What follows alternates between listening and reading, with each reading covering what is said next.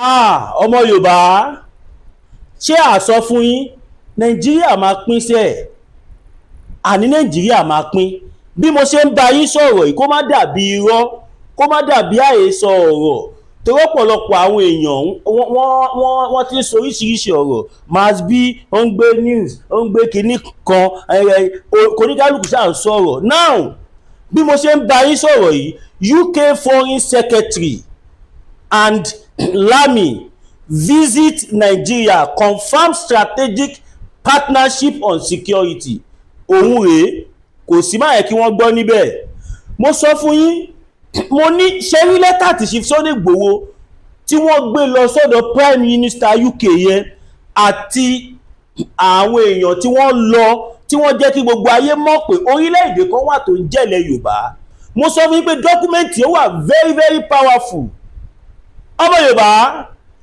ẹ jẹ́ ká máa dúpẹ́ lọ́wọ́ bàbá wa olóyè Sunday Igboho a ò mọ ohun tó wá ṣe o ẹ má gbàgbé ambassador UK to Nigeria ó ti wá kí bàbá Ọbásanjọ́ níbi àbí 5 days ago now lẹ́ni again UK Foreign Secretary Lammy ó tún ti wá kí visit Nigeria and confirm strategic partnership on security èmi mọ̀ pé nítorí lẹ́tà tí Chief Sunday Igboho mú lọ yẹn òun ló ń bí gbogbo nǹkan tó ń ṣẹlẹ̀ yìí tí bá níná ń jó lórí omi ẹni lọ kéwú ẹ̀wà ọmọ Yorùbá ẹ jẹ́ ká bẹ̀rẹ̀ sí ní pariwo sórí comment section tó bá ṣeéṣe kẹ́yìn èèyàn wa kẹ lọ sórí Sahara Reporters ló gbé news yẹn ẹ lọ sórí ẹ̀ kẹ lọ máa kọ síbẹ̀ pé what we want is Yorùbá nation what we want is Yorùbá nation a ò fẹ́ nǹkan kan míì tó yàtọ̀ sí Yorùbá nation ẹ jẹ́ ká bẹ̀rẹ̀ sí ní fún wọn ní reasons tí wọ́n fi gbọ́dọ̀ mọ̀ wípé Yorùbá nation la fẹ́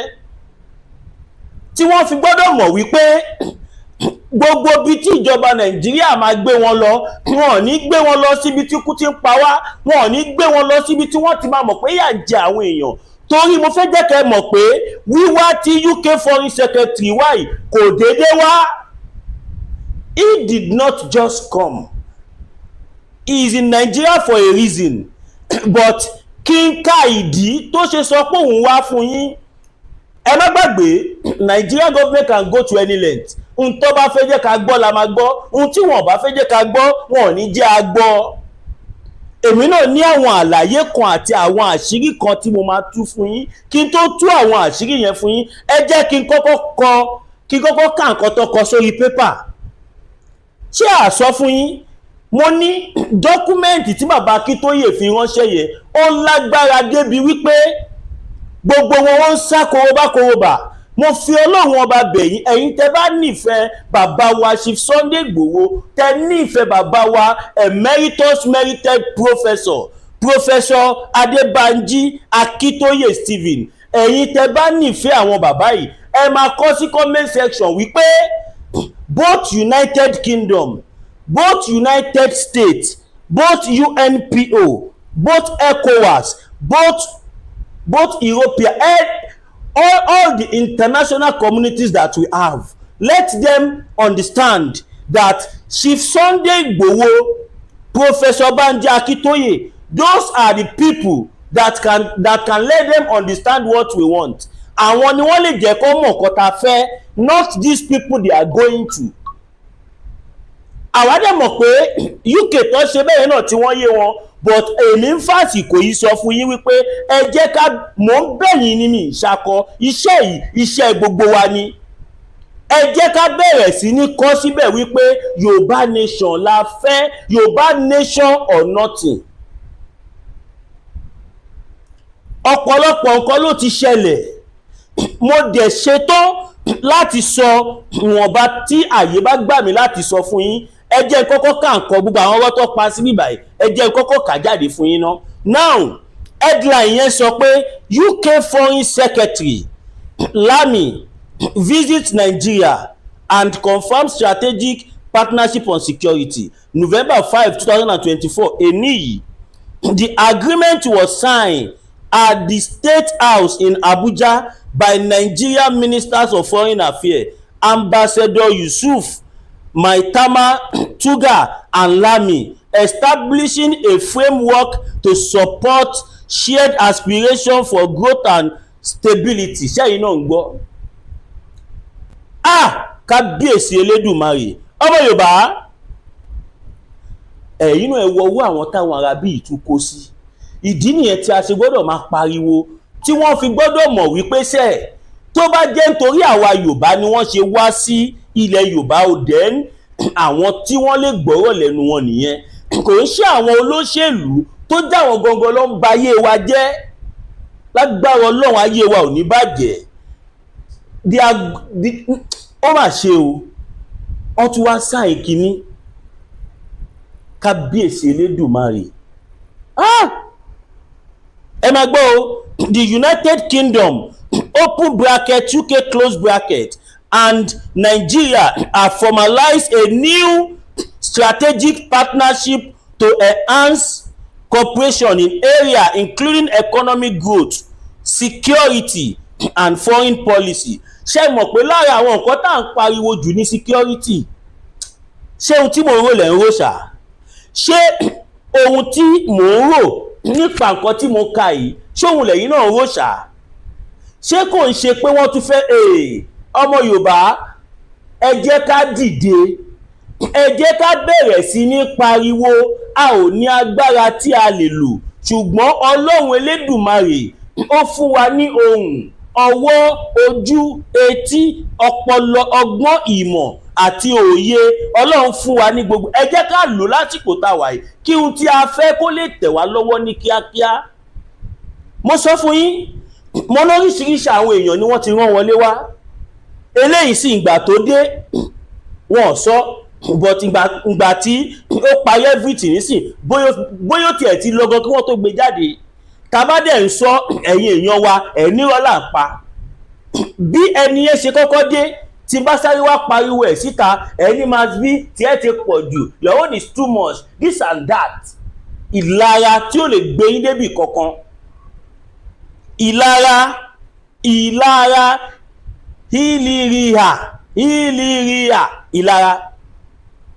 Ẹ jẹ́ ká lọ yọ̀ lára kúrò ní ọ̀rọ̀ wa.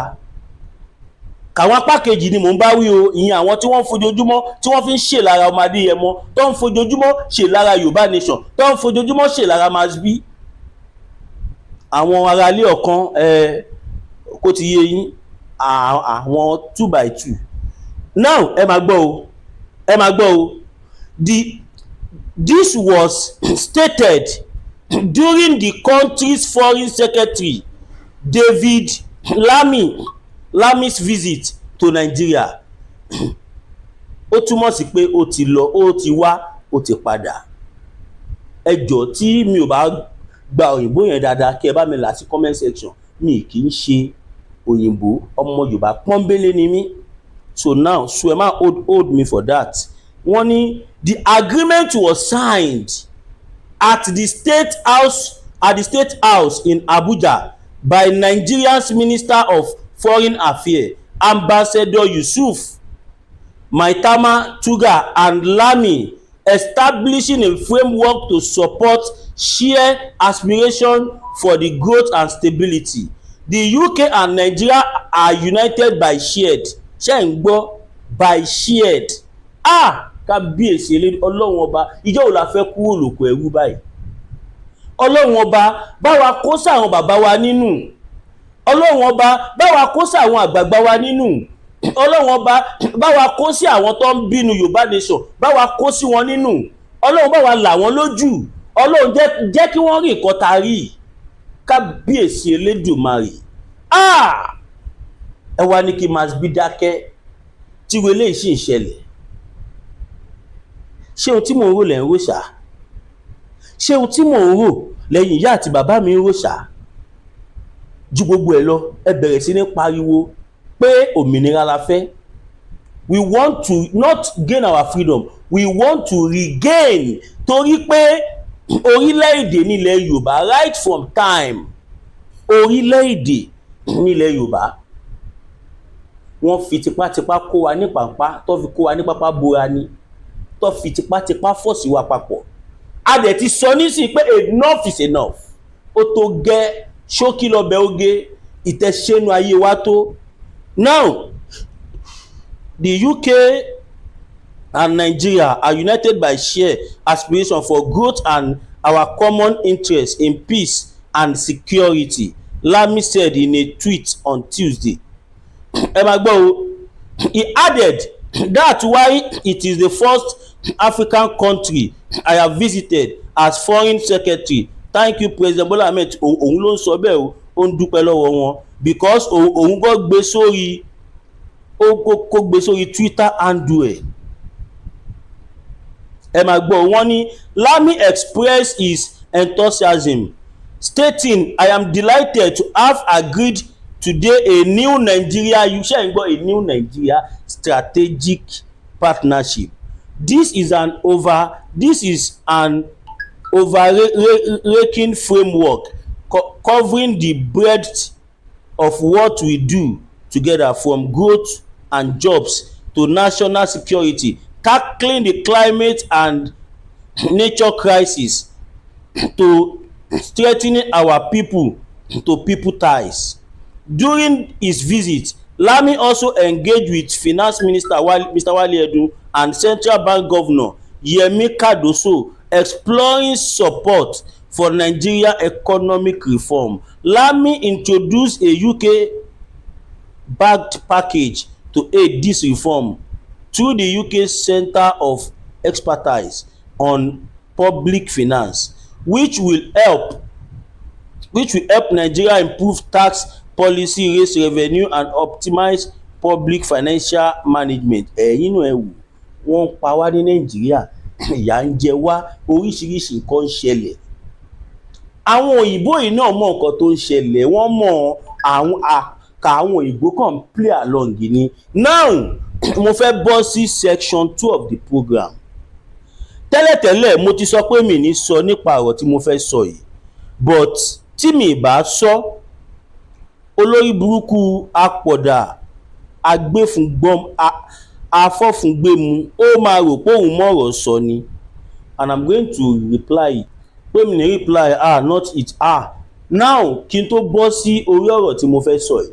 Ọ̀rọ̀ tí mo fẹ́ sọ yìí ó jẹ́ nǹkan tó dùn mí, tó bá mi lọ́kàn jẹ́, tó dẹ̀ dùn ẹlẹ́dàá mi, torí pé mi rẹ́ nìkan kan kó sọ̀rọ̀ nípa ọ̀rọ̀ yẹn. Wọ́n lè ti sọ o, but mi rò pé wọ́n ti sọ. Ìgbòho dẹ̀ kì í ṣe ẹni àrífín, bàbá wa olóyè Sunday Igboho wọn kì í ṣe ẹni àrífín, torí a mọ̀ pé ẹni tí mo fẹ́ sọ̀rọ̀ yìí òun náà ó ń send the signal to the international communities. Ìdí nìyẹn tí mo ṣe máa fèsì. Kí n tó wá lọ sórí ọ̀rọ̀ yẹn, ẹ jẹ́ á dé ẹ̀ka ìpolówó ọjà.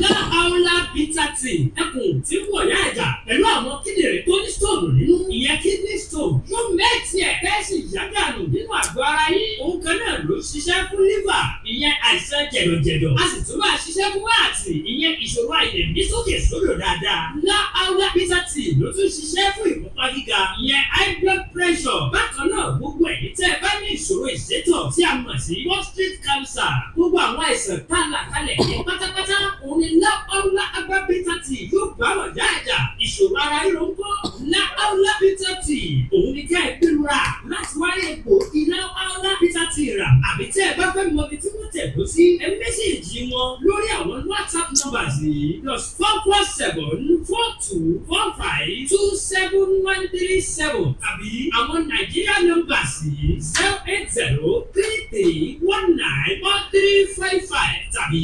08026265000. Kò bára yẹ̀ rí inú ẹ̀jẹ̀ tí kẹ̀jẹ̀gbọ̀n lọ́wọ́ Láàárọ̀ Peter Tin pẹ̀lú ra torí àtọ̀ ọbẹ̀.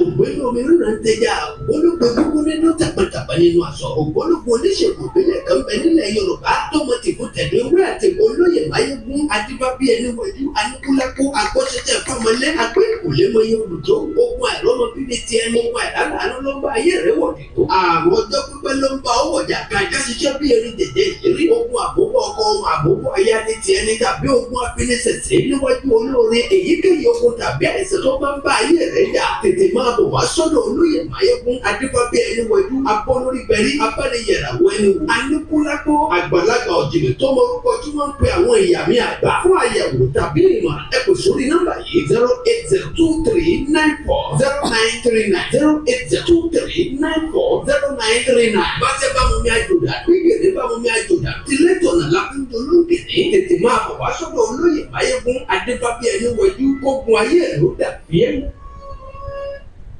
ẹ káàbọ̀ padà ẹ̀yin ènìyàn wa, ẹ má gbàgbé ẹ̀yin tí ẹ bá ní kọ̀ọ̀kan tẹ́ fẹ́ fi support YouTube, tẹ́ fẹ́ fi support channel wa, ẹ má hesitate. Lágbára Ọlọ́run á túbọ̀ máa pèsè fún gbogbo wa. Gbogbo ẹ̀yin tẹ́ lè share fídíò yìí, tẹ́ ń like ẹ̀, inú mi dùn, mo dẹ̀ really appreciate gbogbo effort yín. Now mo fẹ́ bọ́ sí ìpele kejì. Ìpele kejì yẹn òun ni ọ̀rọ̀ Aisha Yesufu. Ẹ̀yin tẹ́ bá mú Aisha Yesufu, ẹ bá mi send fídíò yìí sí, torí pé bàbá wa olóyè Sunday Igboho kì í ṣe ní àrífín. Aisha Yesufu, you are too small. You are too what? You are too small. We knew that you just want to use the name of our hero to trend, and I advise you just use it to trend softly. You don't have to be at the negative side. Ẹ gbọ́ ọ̀rọ̀ òfò orí burúkú tí ọmọ Aisha Yesufu yìí sọ lẹ́nu. Ó ní báwo ni Chief Sunday Igboho ṣe máa gbé lẹ́tà lọ fún Prime Minister UK tí wọ́n lè lọ bá àwọn National Assembly kílọ̀ yìí nìkan. In the first place, are you not alive when we wrote letter to presidency? Are you not alive? Ṣé o sí láyé àbójú ẹ fún àbẹ́tí ẹ di nígbà tá kọ lẹ́tà lọ sí Aso Rock? I even thought you are very intelligent. Mo rò pé ó lọ́pọlọ ni, mo rò pé wà intelligent ni, mo rò pé you are knowledgeable. Now I can see pé bó tilẹ̀ òun kó kéré mọ́ lọ́pọlọ kankan lórí. Torí tó bá lọ́pọlọ tó bá gbọ́n, wàá mọ̀ pé British ló so wá papọ̀. Wàá mọ̀ pé British ló so wá papọ̀. And mind you, you said how can Chief Sunday Igboho take letter to UK? Are we still under UK? Are we kinikan? You are making a very big mistake. I thought you are very intelligent, but I'm disappointed. Mo rò pé nílàkàì ni, ṣùgbọ́n ibi tó bá yẹ kéèyàn ti bọ́gbọ́n, téèyàn bá bá a gọ̀ níbẹ̀, á máa jóni jọjọ. Because you want to trend with his name, you decided to go this long. Thank God you achieve your aim. You have 25,000 views. When have you have that last? Ìjọ́ wo lo ti rí review yẹn gbẹ̀yìn Aisha Yesufu? Kí ló tí gbogbo yín kàn ń ṣe bí olórí burúkú báyìí náà? Why can't you face your business? Why can't you face what you claim to be doing? Stay away from Yoruba people. Stay away from our hero. Kò kí ń ṣe ẹgbẹ́ ẹ ní gbogbo ọ̀nà. Bàbá wa ò kí ń ṣe ẹgbẹ́ ẹ. You cannot support it because this Fulani we are talking are your people. You are also from the north. They are your people. Torí tí wọ́n bá kí ń ṣe family ní máa ń sọ̀rọ̀ bẹ́ẹ̀ torí ẹ̀ ò pé. Lójú ara ẹ, ó fẹ́ máa fi Chief Sunday Igboho kọ́rọ̀ sọ Aisha Yesufu. You are too small. You are not up to the task. Ó kéré gan. Ó kéré sí ẹni tó máa lóun fẹ́ máa sọ̀rọ̀ sọmadé yẹn.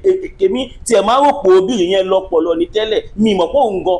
Mi mọ̀ pé pọ́pọ́lọ́ tí ẹ̀ gan wọ́n ti ń fọṣọ́nú ẹ̀. If you are educated enough, you will know that UK pé àwọn lọ so wá papọ̀. We are not going there pé kó fún wa lómìnira. We went there to just get them aware pé a ti fẹ́ máa lọ o.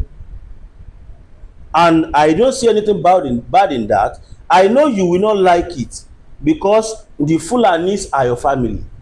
If they are not your family, you will see every reason why we have to go and submit that document, and it is better to just leave us alone, because we don't joke with Chief Sunday Igboho's matter. We don't joke with his name. The way you value your Fulani elders, it is the way even we value him more than that, more than the way you value your leader. Chief Sunday Igboho is our hero. He is our representative. Stay away from us. I'm begging you. Stay away from Chief Sunday Igboho. Once you mention his name, you have mentioned the name of all his media and his loved ones and well-wishers. You are not supporting the self-determination that is going on at the north, the one going on in the east. So how can you support the one going on at the south? Whatever. Like, seriously, you are telling us, you are addressing us like that? Like, seriously? Don't you will notice it that nobody reply you, because you are too small. You are just one of 1 billion. You see, no reflection. Your own issue is like pouring water inside the river. It's a waste, total waste. And we knew you want to trend with this name, and to God be the glory. You got what you want. Go and look at your YouTube comment section. You will see that people are letting you to know that you don't know what you are saying. You started saying all sort of nonsense. You are an Hausa girl. Fine. This Fulani of a thing that we are talking about, they are your families. Leave us with our problem. Leave us with our agitation. Leave us with our agitation, with our freedom campaign. Stop fooling yourself. Yẹ́yẹ̀yẹ̀ra ẹ̀ mọ́. Ó ní a ò kì í ṣe ẹrú, pé ńgbà tá kì í ṣe ẹrú UK. Báwo ni wọ́n ṣe máa mú lẹ́tà lọ fún Prime Minister UK? Ó ṣò pé o ò ní làákàyè kankan. Ó ṣò pé o ò mọ ohun tó ń sọ. Mo dẹ̀ mọ̀ pé wọ́n gò ní try irú ẹ̀ mọ̀, because tó bá lọ wo comment section yẹn, wàá rí pé àwọn èèyàn ọ̀rọ̀ tó sọ sí ẹ. Ìjọ́ wo lo ti ní kọ́mẹ́ǹtì tó pọ̀ tó yẹn gbẹ̀yìn? Ìjọ́ wo lo ti ní review yẹn? We are not stopping you from trending with his name, but trend on the positive side of his name. Trend positively. We don't know you, we don't recognize you, we don't even know if you exist. Even the person you are talking to don't even know you are saying anything. Can you imagine? Àwọn tó ẹni tó ń sọ̀rọ̀ sí gun tí ẹ̀ mọ̀ bóyá wà láyé. Just face your business. Leave Yoruba nation alone. Ẹ̀yin tẹ́ bá mọ Aisha Yesufu, ẹ pé kẹ́ bá sọ tó ń jò tọrọ, kó fi àwa ọmọ Yorùbá lẹ̀ lọ́rùn, kó má dá sọ̀rọ̀ wa mọ́. A ò kì í ṣe Fúlàní o, ọ̀rọ̀ àwọn Fúlàní èèyàn ẹ̀ ni ó lè máa dá sí. If you truly love this country, why don't you call for self-determination? Tó bá jẹ́ lóòótọ́ ni Aisha Yesufu ló ń jà fẹ́ tán àwọn èèyàn, tó bá jẹ́ lóòótọ́ ló nífẹ̀ẹ́ àwọn èèyàn ẹ̀ bó ṣe ń claim, then ọmọ tó bí lánàá ó mọ̀ pé self-determination ni solution kan tó wà nílẹ̀ yìí. Ó wá ní ká lọ bá àwọn bí house of, I don't just want to play your video. Mi ò fẹ́ play video because tí n bá ń play video somebody like me, mo ń fún ẹ ní cheap popularity ni that you don't even deserve. Me playing your voice is promoting you. You can see nobody even like they don't care, because you are just too kere, as in you are too kere, you are too very very kere. Yeah, o ò tiẹ̀ sínú fíìmù yẹn rárá. Since when látìgbà táwọn Fúlàní tí wọ́n ti ń jí àwọn èèyàn gbé tí wọ́n ti ń pààyàn, ó di ẹ̀mélòó tí ìwọ Aisha Yusufu yìí, ó di ẹ̀mélòó tó jáde wá condemn ẹ̀. ẹ bá mi bi Aisha Yusufu yìí látìgbà tí ó ti ń jàjà tó náà ń jà yìí, ó di ẹ̀mélòó tó condemn bí wọ́n ṣe ń pa wá nílẹ̀ Yorùbá. Dẹ́dẹ̀ mìràwọ̀ fi àwa ọmọ Yorùbá lẹ̀ lọ́rùn. I don't have any power to do anything to you. Mi lágbára tí mo lè fi ṣe kọ́kọ́ fún ẹ, but I have to speak true to your head. Ó jẹ́ kí ọkọ ẹ lè bá ẹ sọ̀rọ̀ náà. Ṣówó YouTube tó ń wá ló wá le tó yẹn, tó ń ṣe kébékébé kiri. Ṣe pẹ̀lẹ́pẹ̀lẹ́ o.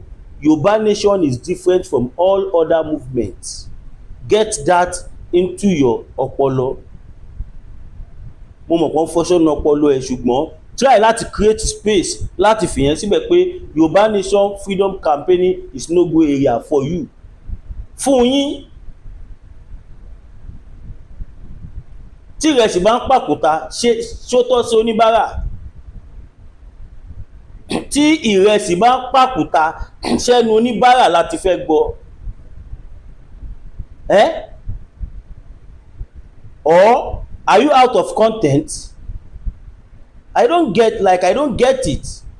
Are you out of content? Because the only true freedom campaigner that we know is Omo Yoruba.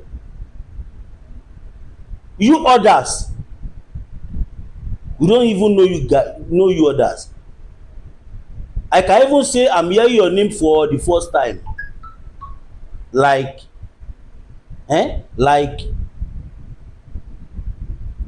go and double your hustle. Leave Chief Sunday Igboho alone. Leave Chief Sunday Igboho name alone. Leave Yoruba nation freedom for campaign. Leave our movement alone. You are less concerned. Ọmọ Yorùbá, ẹ jẹ́ ká tètè máa pariwo pé òmìnira la fẹ́. Lára irú àwọn tó máa lọ sọ játijàti káwọn international community sì máa gbọ́ lélẹ̀ tó máa rò pé kankan náà ní gbogbo wa. Mo bẹ̀ yín nítorí Ọlọ́run, ẹ pín fídíò yìí, ẹ jẹ́ kó dé àwọn ibi tó yẹ kó dé. Now kí n bọ́ sí ìpele kẹta. Ṣé gbogbo wa la ti gbọ́ nǹkan tí Isaac Fayose ṣe, àbúrò former governor Èkìtì? Ó mà ti sọ̀rọ̀ sókè o. Nígbà tí Masbi ń pariwo fún yín láti jọ enjoy yìí, ẹni rọ́ ló ń pa. Nígbà tí bàbá mi Ọláyọmí Kóìkì ń pariwo, ẹni rọ́ ló ń pa. Nígbà tí bàbá mi Chief Sunday Igboho ń pariwo, ẹni rọ́ ló ń pa. Nígbà tí YZM ń pariwo, ẹni rọ́ ló ń pa. Nígbà tí world media pariwo, ẹni rọ́ là ń pa. Nígbà tèmi ọmọ yín Masbi TV pariwo, ẹni rọ́ là ń pa. Ẹni tó wá jẹ́ àbúrò governor, two-time governor Èkìtì, Fayose, ṣàṣà lẹni tí ó mọ̀ wọ́n. Ń tàbúrò wọn sọ rèé. Kó má dàbí pé bóyá àhesọ ọ̀rọ̀. Mo fẹ́ lọ play ẹ̀ látòrí show ìyàwó Ìyèdára. But all about making your viewing experience. Jesus. Nǹkan tí mo fẹ́ pín má bínú jàre, kó já wọnú ra wọn ni. Ó já wọnú ra wọn ni. Ó yẹ̀ wò. Bẹ́ẹ̀ gbọ́ láti bẹ̀rẹ̀. Ìpayò ṣe mú ọjà lọ́la tó tún wá bá yín pé kẹ́ ẹ̀ lọ sí bá ọ. Ẹ̀ẹ́dọ́mí àtàlù. Ẹ má dá lóhùn. Àbúrò ẹ̀ ló sọ̀rọ̀ yìí o. Àwọn ọmọ G-Wagon náà ń lò. Ìgbádùn. Kí ló ní wọ́n ń lò? G-Wagon. Ṣé mo ní tó ń ta G-Wagon? The most cheapest G-Wagon kì í ṣọ̀rọ̀ 50 million. As the cheapest of all, kò í ṣọ̀rọ̀ 50 million. À ń sọ fẹ́yìn èèyàn wa. Ẹ̀dá wa ló. Jẹ́yà. Ṣé ń gbọ́? Wọ́n sọ pé 70,000 wọ́n máa san lóṣù wọ́n kì í tó ní 35. Ta nínú wọn ló lè survive pẹ̀lú 35? Ẹ jára yín kò sẹ́ńtà jà ní ẹgbẹ́ omi àtàlù ẹni lè dà. Àbúrò Fayose ló sọ̀rọ̀ yìí o. Nínú àwọn kùrúkù àwọn òkúrú boys àwọn data boys wọn 350 náà sọ fún data boys àwọn employ. tá a bá sọ fún yín pé wọ́n ní àwọn online people tí wọ́n ń sanwó fún ẹni rọ́là ń pa òun lẹ gbọ́ tí Isaac Fayose sọ yìí ó ní àwọn táwọn olóṣèlú máa ń rán síta kọ́ wa máa support location 9 kọ́ wa máa ṣe damage control ó ní 350,000 ló ń fẹ́yàn kọ̀ọ̀kan wọn lóṣù. òun láyé sọ fún yín wípé tá a bá ṣe program ẹ bá wa pín ẹ jẹ́ kó dé everywhere kó lè suppress táwọn ọmọ àlè yẹn ń ṣe. ṣèbẹ́yìn náà gbọ́ngàn tó ṣẹlẹ̀ sí Ìjèlè lára àwọn tó fẹ́ kú torí wọn Nàìjíríà nìyẹn bí mo ṣe ń bá yín sọ̀rọ̀ nísìn ó ti wà lọ́gbà ẹ̀wọ̀n kọ́lọ́run ti fi pamọ́ mi ò fi yọ̀ ọ́ ẹ̀yin náà mọ ohun tó fojú Yorùbá Nation rí ẹ mọ bó ṣe ń sọ̀rọ̀ sí wa ṣàkàṣàkàṣàkà nígbà táwọn alálẹ̀ máa dé ńkọ́ the same people tó ń ṣiṣẹ́ fún tó ń support the same people náà lọ́tún jù sẹ́wọ̀n wọ́n tún nǹkan tí wọ́n dẹ̀ bá fà ó ṣe kan kékeré ẹ mọ̀ pé àwọn tó ń kú nílẹ̀ Yorùbá àwọn tó ń rí kò jìjìre ẹlòmíì wà á mọ́mọ́ lọ sí school á máa bọ̀ nílé kò ní délé àtìyàwó àtọmọ wọn máa wá káàkiri after some times wọ́n á rò kú ẹ̀ lẹ́gbẹ̀ẹ́ títì tàbí káwọn ajínigbé pè páwọn ti jí gbé o lẹ́ni tí ò lè dá oúnjẹ ẹ̀kan jẹ. a sọ fún yín these people they knew what they are doing. bàbá Awólọ́wọ̀ dẹ̀ sọ̀rọ̀ kan wọ́n ní tó bá yá àwa la máa jà fúnra wa. ọmọ àwọn máa parọ́ lọ́wọ́ online 350,000. ṣé ń gbọ́. wọ́n wá máa bẹ́yìn 35 ẹ̀ máa ṣe ọ̀gásà.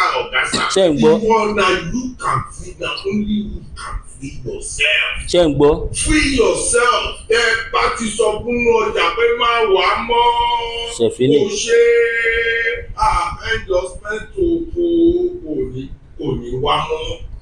ṣé ń gbọ́. ẹ yára ní ẹ lè ṣe amúnisìn wọ́n mú bàbá sìn tọ́tún máa mọ́mọ́ sìn ní nígbà tí gádírètì ń wọ̀ kàdà gádírètì ṣe máa wọ̀ kàdà ẹ kàwé ìpínlẹ̀ ṣọgbọ́n náà pé stéètì wa ṣe wá ka ọgbọ́n láì níyè ní tẹ̀kún wá dẹrú àwọn amúnisìn yẹn jára yín. ṣèbẹ́yìn náà ti gbọ́ nǹkan tí Isaac Fayose sọ àbúrò two-time former governor Èkìtì ó ní ká jára wa ká gbára wa lẹ̀ tó túmọ̀ sí pé òun gan ti padà realize pé gbogbo ọ̀rọ̀ tá à ń sọ yóò tọ́ ni bó tiẹ̀ jẹ́ pé òun náà mọ̀ tẹ́lẹ̀ pé kó sì rọ́nù ọ̀rọ̀ wa. ọmọ Yorùbá ẹ jẹ́ ká bẹ̀rẹ̀ sí ní share fídíò káàkiri ká bẹ̀rẹ̀ sí ní pariwo wípé Yorùbá Nation la fẹ́ Yorùbá Nation òun la fẹ́ nothing more. ẹ máa like fídíò yìí ẹ máa share ẹ máa comment kẹ máa subscribe kẹ lè turn notification bell yín kẹ lè fún wa super sticker super chat fẹ́yìn tẹ́ bá fẹ́ gbé polówó ọjà fún wa fún advert àbí formation ẹ pè mí sórí +229 5774 7970 +229 5774 7970 ẹ pè mí sórí ẹ̀ WhatsApp number mi nìyẹn fẹ́yìn tẹ́ bá fẹ́ fi kọ́ bí ẹ fẹ́ support studio equipment tá à ń rà ẹ support mi sórí 02141687040 02141687040 GT Bank Zan Williams Olúwatósìn. èmi náà ni ọmọ yẹn ọmọ ògùn bíi ẹ má bínú pé bí mo ṣe kọ́kọ́ wọlé mi ò kí gbogbo yín fẹ́yìn tẹ́ bá ṣe ń darapọ̀ mọ́ wa ẹ dá padà sátì bẹ̀rẹ̀ kẹ́ lọ gbọ́ torí pé kó má dàbí pé ẹnu mi náà ni màá túbi fẹ́yìn tẹ́ ẹ̀ṣẹ̀ ń wọlé tó yẹ pé ńṣe lẹ ránṣẹ́ fídíò mi látàárọ̀ nǹkan tí ó bí program tá à ń ṣe ni wípé ẹ máa gbọ́ o United Kingdom Foreign Secretary Lammy visit Nigeria confirm strategic partnership on security.